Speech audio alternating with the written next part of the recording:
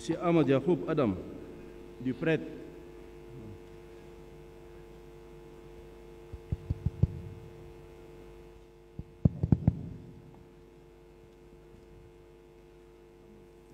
Merci,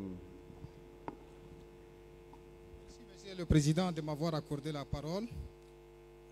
Monsieur le Président, en parlant de la corruption, il vous souviendra que feu maréchal Idriss Déby Itno lancé il y a quelques années un cri d'alarme à la place de la nation en disant, je cite, « S'il vous plaît, fonctionnaires, commerçants, officiers, s'il vous plaît, arrêtez la corruption. » Ceci n'étant pas seulement une invite à l'acquisition des valeurs religieuses ou morales, mais plutôt un aveu d'impuissance devant un phénomène nouveau ayant pris en otage l'État et perverti la société tchadienne tout entière. Ce phénomène est incarné par une certaine mafia tapie dans l'ombre qui façonne la société à son image. Ce sont des groupes mafieux, hétéroclites, présents dans tous les secteurs vitaux qui avancent le visage masqué parce qu'ils sont peu connus du grand public. Ils constituent ce que Jean Ziegler a nommé les seigneurs du crime organisé.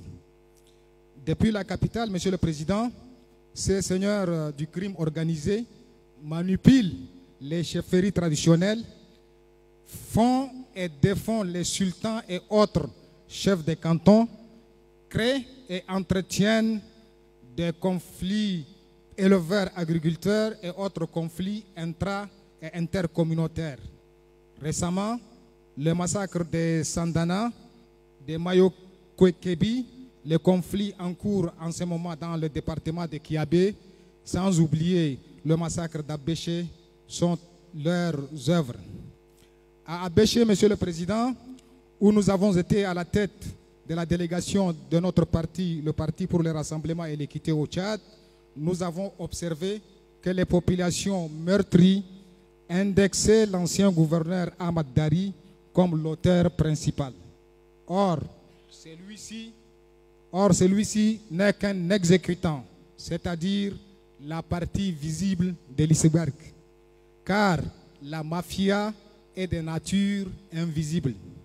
Monsieur le Président, la première des choses qu'il faut pour la construction d'un Tchad nouveau serait, à mon humble avis, de rompre avec la mafia en rendant au peuple tchadien sa totale souveraineté, sans laquelle aucun salut n'est possible.